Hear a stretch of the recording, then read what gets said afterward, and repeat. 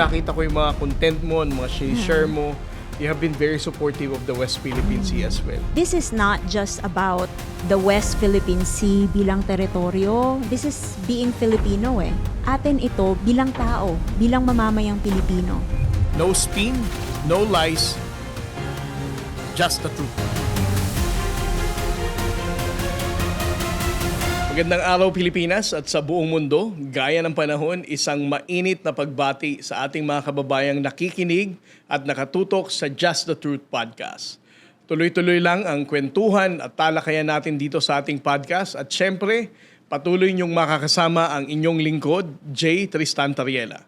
Sa bawat episode ng ating podcast, hangad naming magbahagi ng tama, malinaw at makabuluhang impormasyon tungkol sa mahalagang issue sa West Philippine Sea. Higit pa rito, bibigyang boses din natin ang mga kwento ng ating mga panauhin, their personal experiences, lessons, at journey na naghubog sa larangang pinili nilang paghusayan. At bago tayo magpatuloy sa ating main discussion, let me share some important facts tungkol sa West Philippine Sea. Ang Scarborough Shoal o mas kilala rin bilang Bajo de Masinloc ay matatagpuan sa loob ng ating exclusive economic zone ng Pilipinas at humigit kumulang 124 nautical miles mula sa baybayin ng Zambales na kinikilalang traditional fishing ground ng mga Pilipino dahil sa saganang yamang dagat sa lugar na ito. Noong 2012, naging sentro ito ng tensyon sa pagitan ng Pilipinas at China nang magkaroon ng tinatawag nating Scarborough Shoal standoff. Noong 2016, sa desisyon ng Permanent Court of Arbitration, pinawalang bisa ang 9-dash line claim ng China at iginiit na wala itong legal na batayan sa ilalim ng United Nations Convention on the Law of the Sea or mas kilala sa tawag na UNCLOS. Kinilala rin ng tribunal na ang mahalagang bahagi ng West Philippine Sea ay nasa loob ng exclusive economic zone ng Pilipinas na nagpapatibay sa karapatan ng Pilipinas sa paggamit at pangangalaga ng mga yamang dagat sa nasabing lugar. At ngayon, sa ating panibagong episode, we're blessed na makasama natin ang isang Filipina political content creator na siguradong hindi natin basta-basta makakalimutan. Bukod sa kanyang mga blog at online videos, naging radio DJ rin siya sa IFM Gensan. In addition, nagtuturo siya ng English language sa mga Chinese, pati na rin ang public speaking at debate online. Dito sa ating talakayan, mas malalaman pa natin ang kanyang mga kwento, adhikain at pagkatao. Dahil mga kaibigan, atin pong makakasama ngayon si Miss Lovely Granada. Welcome po sa ating podcast. Miss Lovely, kamusta po kayo? Miss Lovely, thank you sa pagpapaunlak mo na pumunta rito, maging guest ng podcast ko. It's an honor for me to interview you, for you to be one of my guests dito sa podcast. Kamusta ka na? I'm okay. Actually, I'm very happy to have met you kasi napapanood ko lang po kayo sa TV at talagang proud ako na, pinaglalaban niyo po ang West Philippine Sea. So, I'm so honored. Alam mo, natutuwa akong malaman yan kasi you're from Mindanao, right? Yes po. You were born in Butuan. Right now, you are based in Jal Santos. No, I was born and raised in Butuan, tapos nag-Gensan, pero since 2011, nasa Metro Manila na po. Pero until now, your relatives are Yes. still in Butuan and Yes. Jal Santos. Natutuwa ako kasi knowing for a fact na galing ka ng Mindanao, taga Mindanao ka, para sa akin nakakataba ng puso na merong somebody from Mindanao na natutuwa sa issue ng West Philippine Sea, supporter natin. At nakita ko rin yung mga videos mo and your comments pagdating sa pagtindig sa West Philippine Sea. Para sa akin, it's a fulfillment on my part na may katulad mo from Mindanao. No? Actually, marami po. Marami from Visayas and Mindanao ang talagang naninindigan sa West Philippine Sea. Naging malabo lang naman ang lahat since nung 2016. Pero before 2016, we all are one people for the West Philippine Sea. Lahat, ganun ang sigaw. Naging malabo lang naman dahil sa, Dahil sabi ni dating Pangulong Duterte, yes. magkakagera. Oo. No? Wala tayong dahilan para tindigan. So, Exactly. there was confusion already kung what is the position of the government pagdating sa issue ng West Philippine Sea. Pero para sa akin, balikan natin yung childhood mo, Miss Lovely. Basically, lumaki ka sa Jal Santos and ang alam naman natin sa Mindanao, minsan may sense of, alam mo yung feeling nila, detached sila. Pagdating sa yes. Mega Manila, sa politika sa Luzon. And growing up, have you ever felt that way na dapat mas may malaking boses tayo bilang Mindanaoan? Well, growing up, yes, I had that feeling na sana well-represented din kami. Pero alam ko naman na may mga representations din naman talaga kami. Pero, when President Rodrigo Duterte ran, parang malaking bagay siya para sa amin kasi finally, may Mindanaoan. And it's like parang pride din namin na, may mga usap-usapan kasi or may mga naririnig ako na pag Bisaya, parang they look down on us. Although, alam ko naman na hindi lahat ng tao ganon. Yeah, so... Tingin ko naman hindi na ngayon yan, hindi na concerned whether... Yes, I mean, yes. siguro ngayon masasabi natin yung mga taga Luzon, well, not for everybody, no? But generally, ang pananaw na ng mga Pilipino ngayon dito sa Luzon, regardless kung hindi naman not to look down on you, no, as Bisaya or taga Mindanao. Para sa akin, ang tingin na generally is we accept you as part of our race, na Exactly. Pilipino tayong lahat. Exactly. And it doesn't diminish the fact na porke taga Visayas ka, lesser national ka na ng bansa na to. Exactly. And then, growing up, Miss Lovely, your father is an AFP reserve officer. And Yes then po. he eventually became a public commentator. Can we argue na kaya ka mas naging ganyang kalakas ang loob sa pagiging content creator ay dahil namana mo ito sa father mo? Well, that I'm not really sure. Pero when people see me and they know my father, siguro yun ang masasabi nila. Kasi medyo kilala yung tatay ko dun sa Butuan sa pagpo-political commentator niya eh.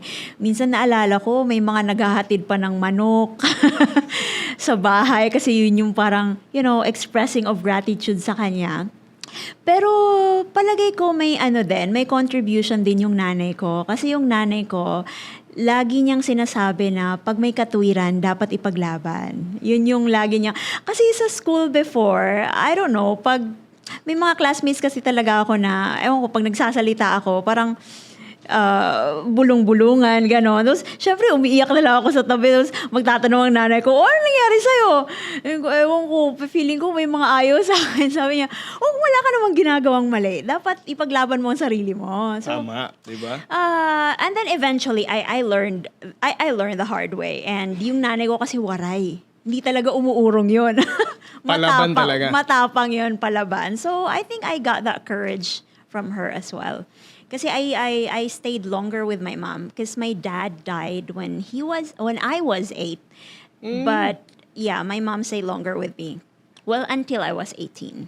And I also read, no, ang dahilan kung bakit ka merong British accent is because your dad, meron siyang cassette tapes on how to develop your British accent. And yun yung sinagaan mo bang aralin? No, actually, nakikinig lang siya. No, he was listening to the cassette tapes on his own. Pero rinig kasi sa buong bahay. So, eventually, nako-consume ko siya. Hindi siya for English learning eh. I think those were news. I'm not sure. Kasi ginagaya-gaya ko lang. So, sa school, syempre, pag nagpapakilala ng sarili, ginagaya-gaya ko din. Ganun din yung tono ko. Hello, I'm lovely. Tapos yung mga kaklase ko, hello, so, ayun na. Kahit hanggang ngayon, maraming nabibisit na calls mo kapag ginagamit mo yung British accent. Eh, Kaya somewhere down the road, nag-tone down ako actually. Nag-try ako na talagang mag-neutral. Pero pag iniisip ko kasi yung accent ko, nawawala yung train of thoughts ko eh. So, bahala kayo dyan. And then at the same time, you guested a lot of times sa mga napakaraming programa, no? And you always emphasize your strong Christian values, no? At ang faith mo pagdating sa Christian values.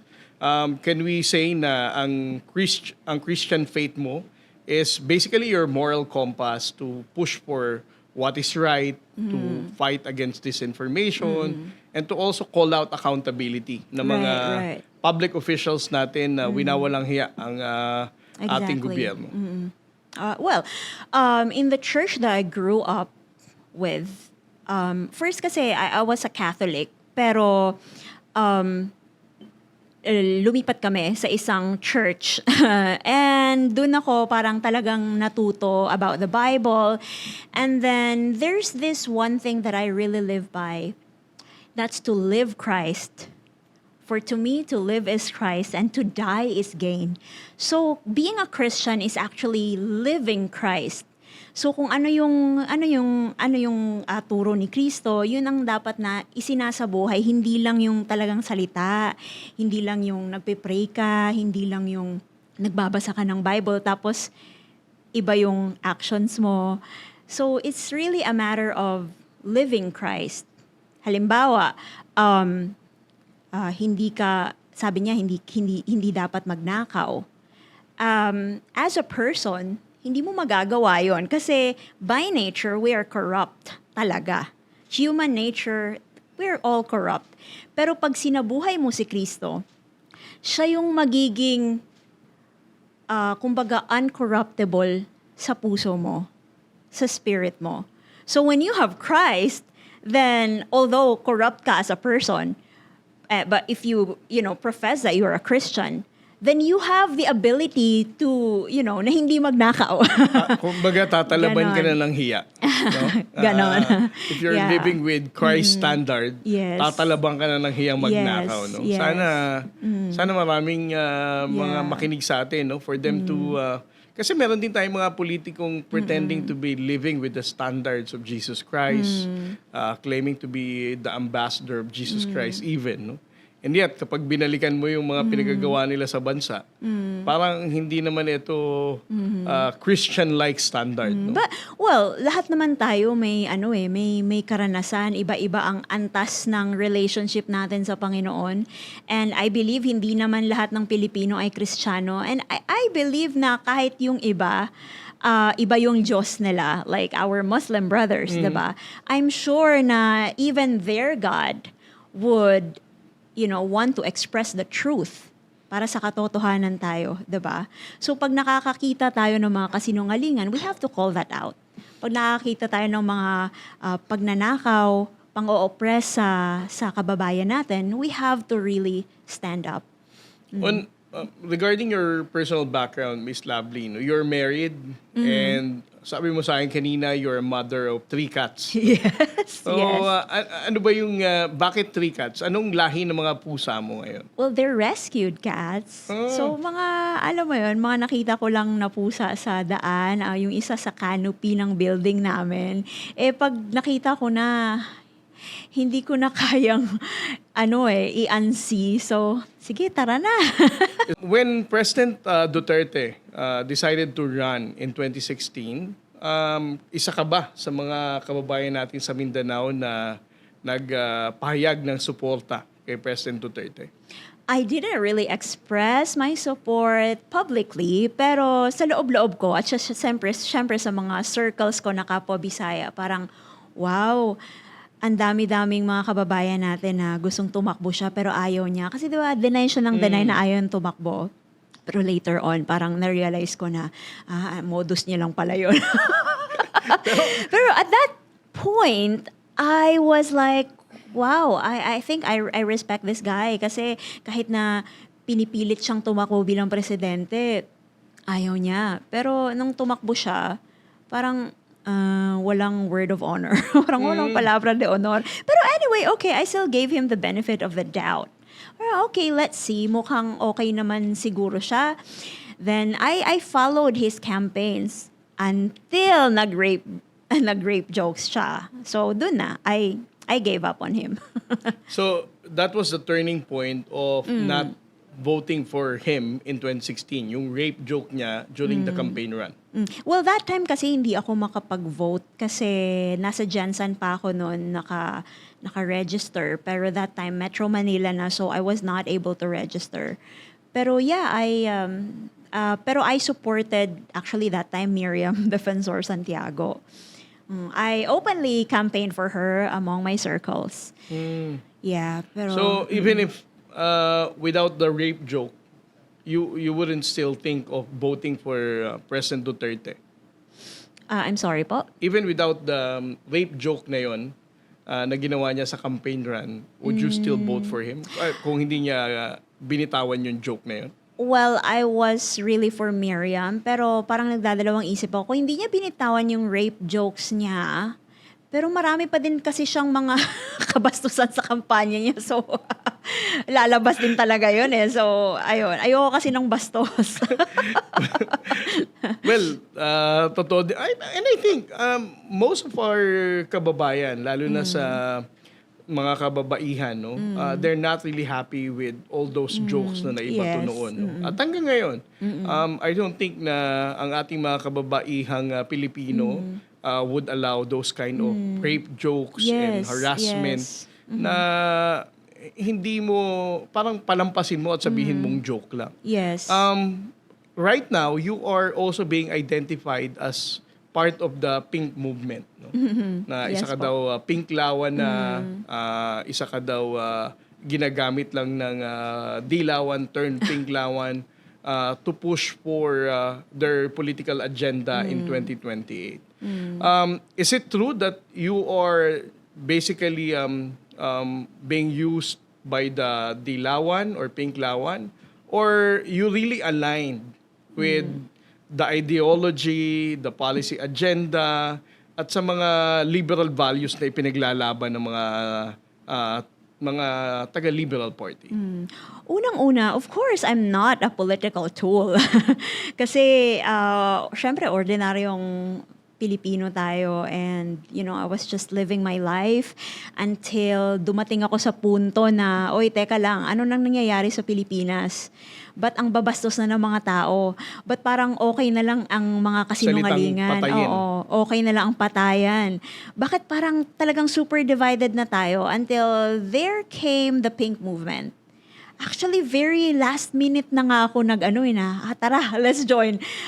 Dun sa Pasig Laban, dun ako talagang, I would say, okay, I'll identify. Kasi dati talaga, ayoko na binabox ako sa isang political color. Although, talagang yung values ko and principles align talaga sa liberal. Pero even then, I didn't want to be boxed sa grupo ng tao, ganon. Kasi gusto ko, yung kulay ko, bandila ng Pilipinas. Pero, well, hindi naman nakakahiya maging pink. So, as, transparency, accountability, at good governance ang pinag-uusapan natin, then, I'm aligned with the pink movement. Not because idol ko si Lenny. And not because you are willing to be used as a political tool, right? No, at hindi ako magpapagamit. Yes. Ako, personally, I see you as an independent critic of the government, a free thinker pushing for what is best for our country. No? The same thing in the West Philippine Sea. Ako, nakita ko yung mga content mo, mga share mo. You have been very supportive of the West Philippine Sea as well. Para sa akin, ang West Philippine Sea is the single unifying issue ng bawat Pilipino. Exactly.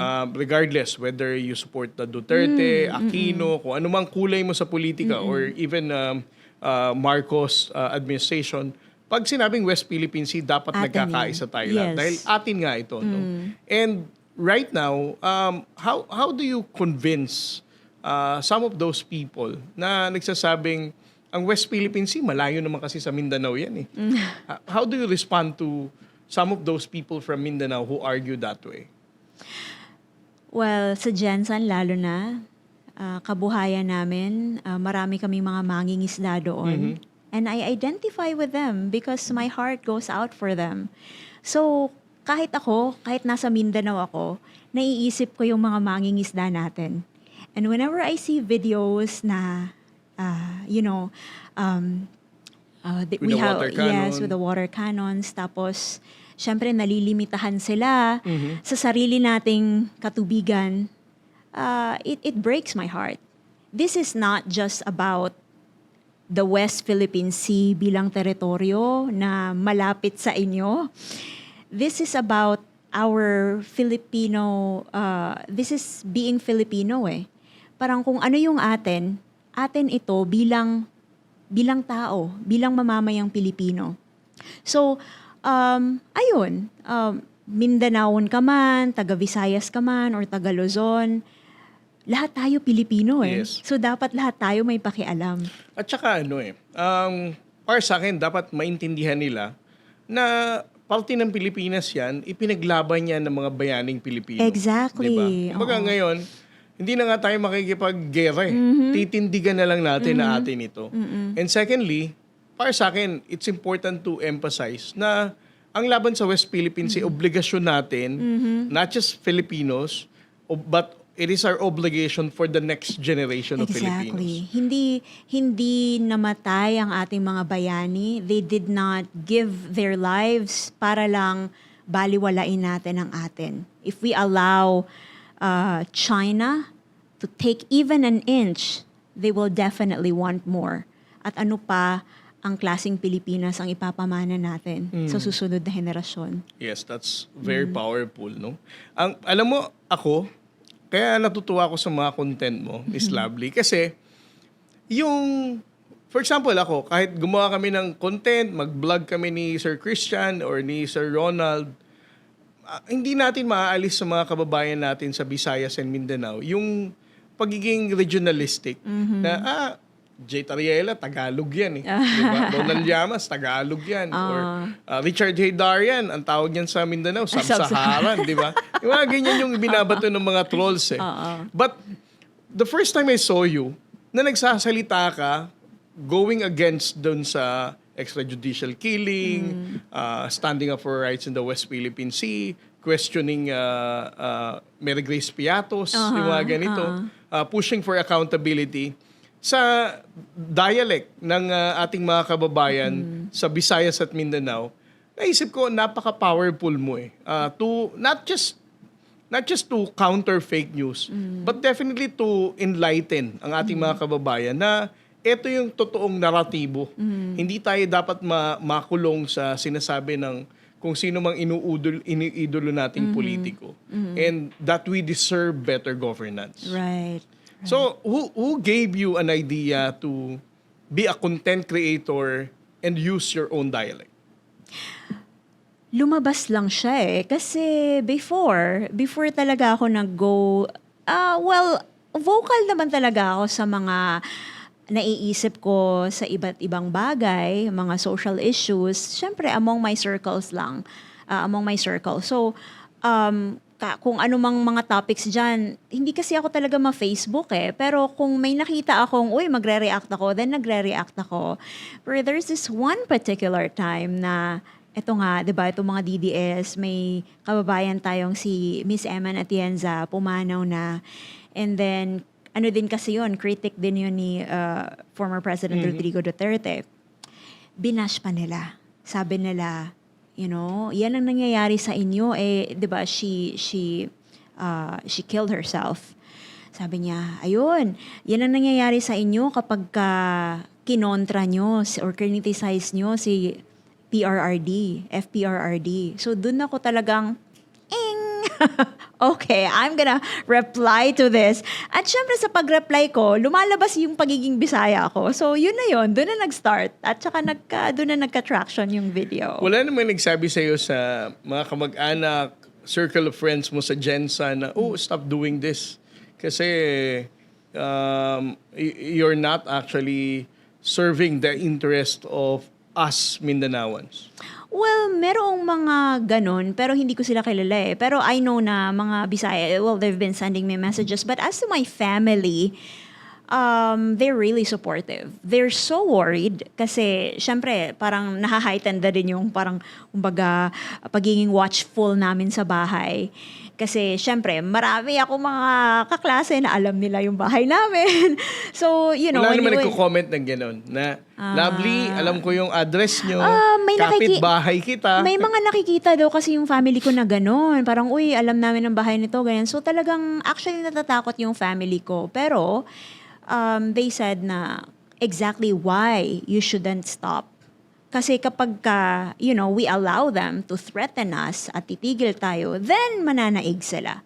Dapat wakasan yung mga ganyan eh. Well, kung may gagawin talaga sila sa amin or sa akin, Diyos na ang bahala sa kanila. Kasi, life is too short. Yes. Lalo pa nalaman ko na, actually since birth, alam ko na syempre naman ako yung sakit sa nanay ko. So parang somehow, I've been living my life na maybe, the life that we have is really not ours.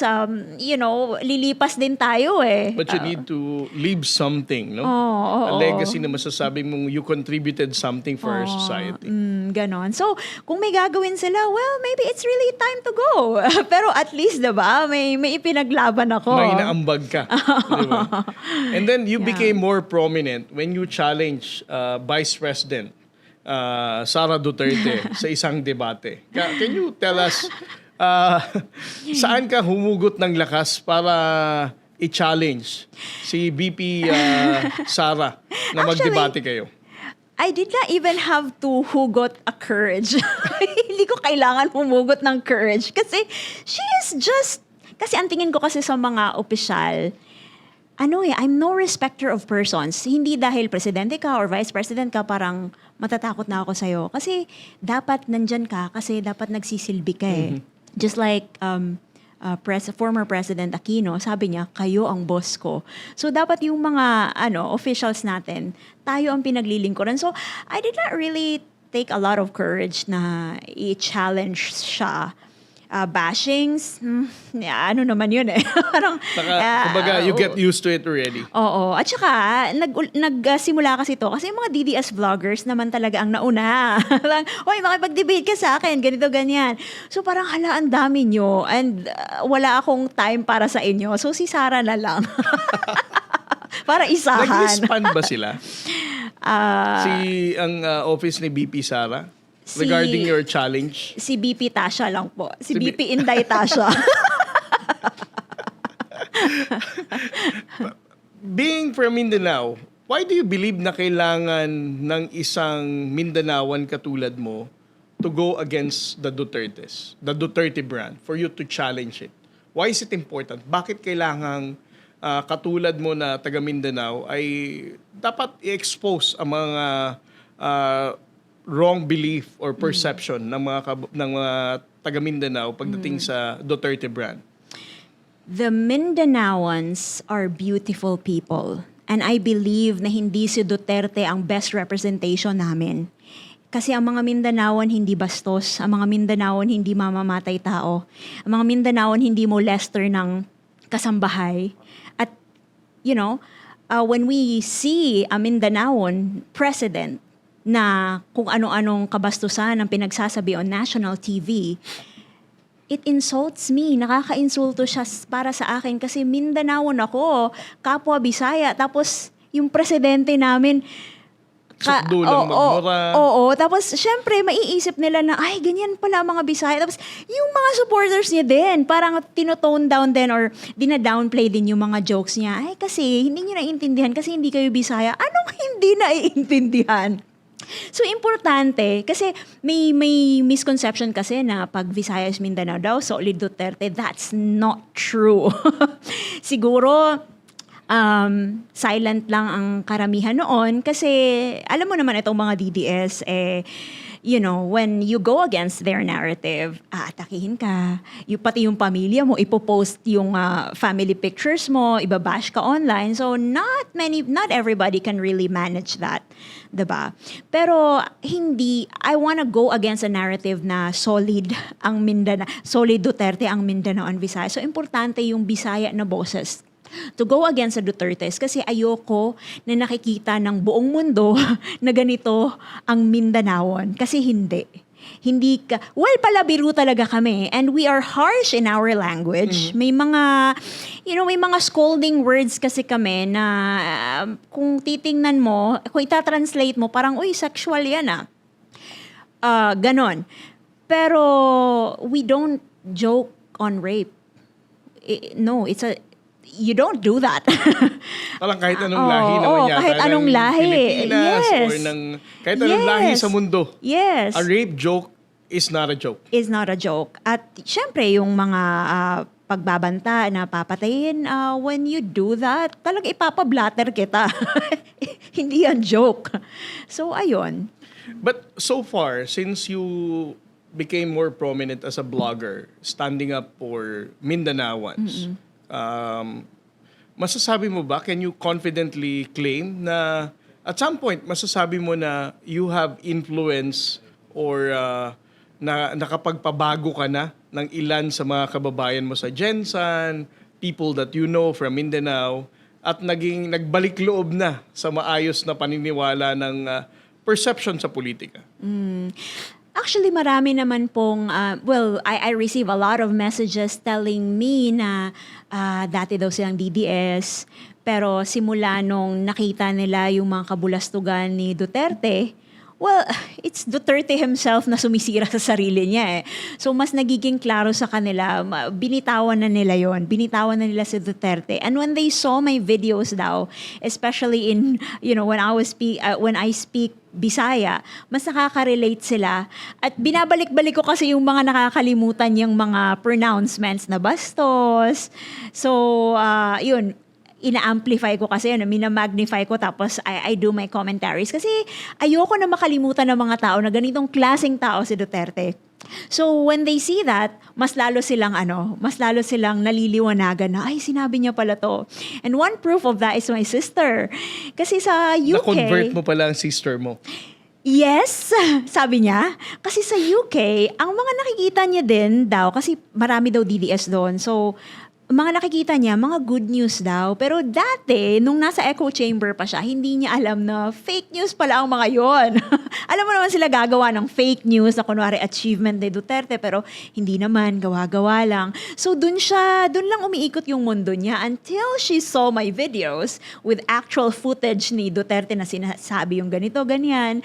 And then sabi niya, talagang na-culture shock siya sa sarili niyang presidente.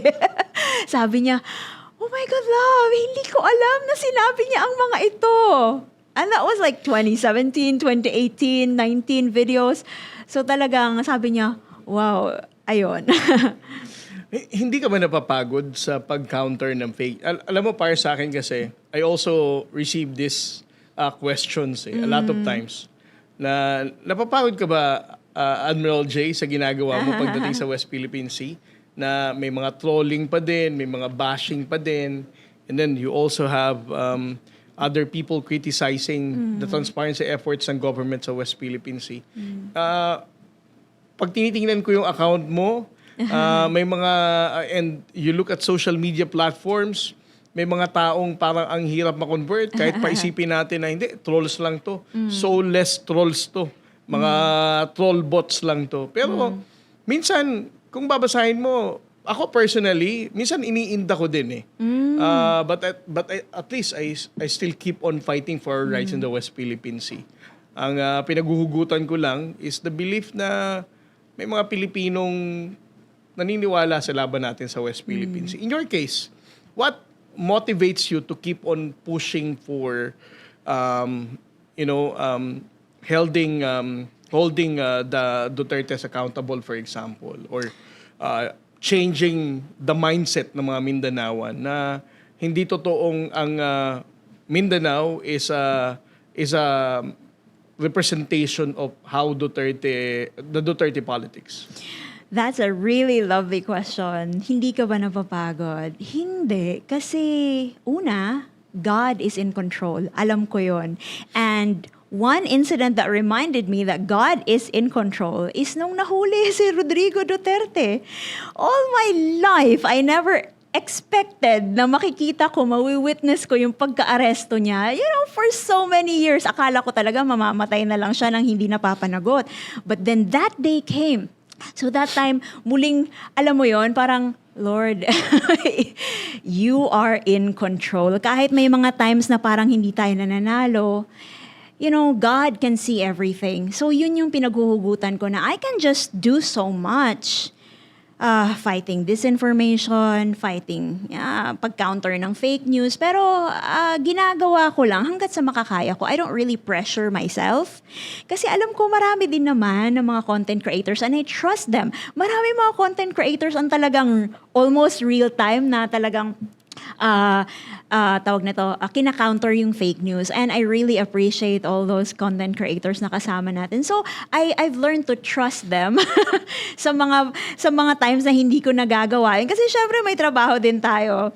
So, ayun, I just let go and let God. Kasi I know He is in control. At alam ko na mahal ng Diyos ang Pilipinas. Yun. Tama, no? Pero can you also say na simula nung naging blogger ka or naging content creator ka sa social media, I mean, no? Tumaas yung bilang ng mga followers mo. So, right now, how many followers you have? Nasa 168 na yata. 168K. 168,000. And this, hindi mo pa kasi minsan ang ginagawa ng ibang content creator, kinukuhaan lang yung mga reels na meron ka sa post, diba? Tapos nire-repost nila, no? So, it's not just limited sa 168,000. Have you ever expected na magiging ganito ka-significant in our fight for disinformation? Never. Kasi nasanay ako na, you know, regardless of your audience, magsalita ka lang. I started na may 5K lang yata sa friends list ko. Naging automatic followers yun, diba? So, 5K. Regardless of my audience, I speak up eh. Kahit sa school, makinig kayo or hindi, I just speak. Ganon. So, hindi ko in-expect na aabot sa ganito yung followings. And nakakataba ng puso na marami palang sumusuporta. Sa mga nag-comment sa'yo, pagdating sa suporta, ano ang masasabi mong it inspires you to continue what you're doing? Gihatagan minimo og boses sa Mindanao. Yung like, you know, you don't really think of yourself as their voice, but when they tell you na ikaw ang boses namin sa Mindanao or ikaw ang boses namin sa Vismin, parang, Lord, thank you na may meaning ang buhay natin. Na-recognize ka, no? Oo. It's not really about recognition. It's about, okay, at least may silbi Telling ang you boses na, yes, ko. may sense ang ginagawa mo, no? Oo. And regarding naman sa comment na para sa akin, iniinda mo, yung nasasaktan ka, what would that be? Every time na may mga trolls na nagko-komento sa mga content mo, ano ang comment na para sa'yo abrasive that hurts you? Personal, wala eh. Wala talaga. Kaya sabihin pangit, babalo, or whatsoever. Wala eh. Kasi I don't give a damn sa mga ganyang comments. Kahit pa nga atakihin nila yung pamilya ko. Because my family, they're also very strong. Ang nasaktan ako is when si Tio Moreno, sabi niya, laban China. This is a Filipino cheering for China. Tapos, syempre, he's an influencer. He's a big influence among the Duterte supporters. So parang, hi. Alam mo, na-realize ko, mabait ka talaga, Miss Lovely. Kasi nasaktan ka. Ako, nagalit ako dun sa post na yun. Well, na magkahalo. Nasaktan, nagalit. You're really living to the Christian standard eh. Ako, when I saw that post, hindi ako nalungkot, hindi ako na nagkaroon ng frustration. It's more of anger eh. Yeah. Na parang, di ba? Parang mapapamura ka eh. Na parang, ano ba to? 'Di ba? Pilipino ba to? Para sabihin laban China. I also saw that post and Yeah. siguro mabait ka lang, ako medyo hindi. Kaya magkaiba tayo ng reaction. Well, both. Anger and nalungkot ako. Kasi ganito na ba ang sitwasyon mo bilang DDS? Parang I can't fathom how much, magkano ba ang binayad sa'yo? Diba? Alam mo, minsan yan yung gusto kong itanong sa mga trolls lalo na sa DDS trolls. Kasi, meron silang pattern na yung mga hardcore DDS trolls, at the same time, sila din yung mga nagpapakalat ng mga pro-China narrative. Right. So, hindi ko alam, dalawa ba payroll dito? Wow, Diba? sana all. Or ano lang, isahan lang ba talaga na payroll na mandatory kapag DDS troll ka, dapat you also support the pro-China line. Hindi naman kasi ako maniniwalang naiintindihan talaga nila kung anong pinaglalaban sa West Philippine Sea. Or hindi rin ako maniniwala na talagang sila, hobbies lang nila, no? Na mag-post ng kung ano, no? Na wala silang pinaguhugutan, right? There must be a compelling reason why they're posting those kind of things. Well, nakikita ko kasi, syempre, si Duterte leaning sa China So, syempre, pro-Duterte sila at solid sila, diehard sila. So, they will have to do everything para i-justify ang mga leanings din ni Duterte. Meron kasi akong, hindi ko na sasabihin kung anong lugar, no? Meron akong isang lugar na napuntahan. They expressed their support in our fight for the West Philippine Sea. But on the one hand, they're also saying na they'll be supporting BP Sara. So, na-realize ko, it doesn't really follow pala na whether you support the Dutertes, meron pa rin palang Pilipino na sumusuporta sa West Philippine Sea. Yes. Ang kakaiba lang, itong mga maiingay sa social media, itong mga trolls talaga, na they're trolling for the Duterte brand and then at the same time, they're pushing for the pro-China narrative. Kasi so kailangan talaga na we educate people at talagang i-expose itong si Sara Duterte na she is pro-China. Di ba pag tinanong mo siya regarding the West Philippine Sea, it's either wala siyang comment or vague yung mga sagot niya. Pero nagme-memorize siya ng Mandarin. Fei Xiang, Oo. Gao Xing, Xi Jinping. Napanood ko yung reels mo na yan. Natuwa din ako dyan.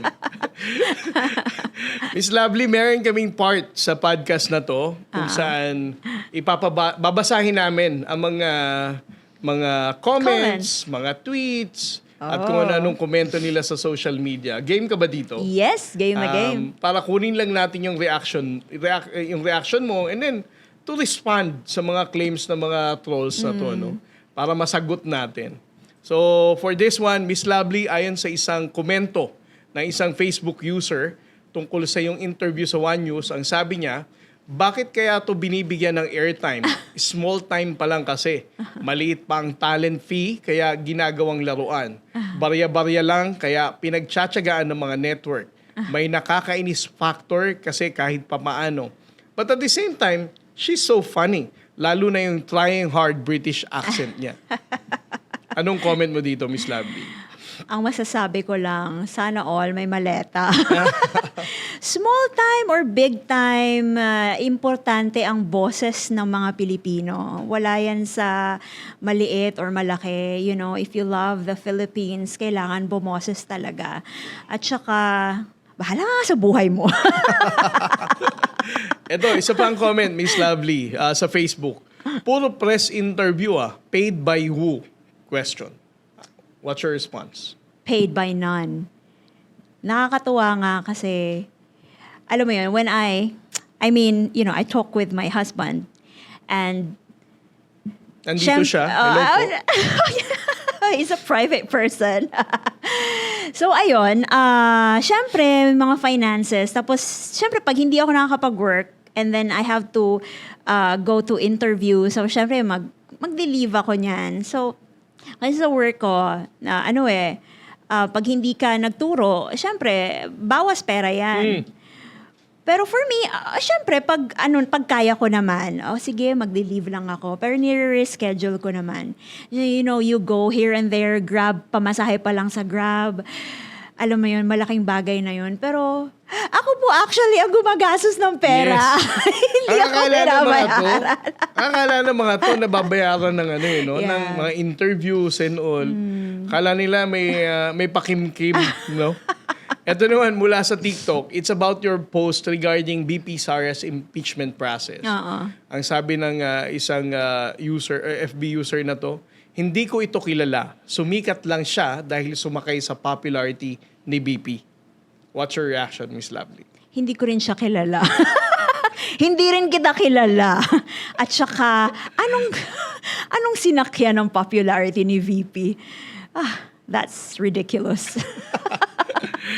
Miss Lovely, thank you very much sa pakikipag-usap sa akin ng more than almost an hour, no? Pero for my final question, ang siguro matatanong ko sa iyo, gaano kahalaga ang boses at pagtindig ng isang Mindanaoan para maipakita sa kabuuan ng bansa natin kung ano ang dapat na maging paninindigan natin sa politika?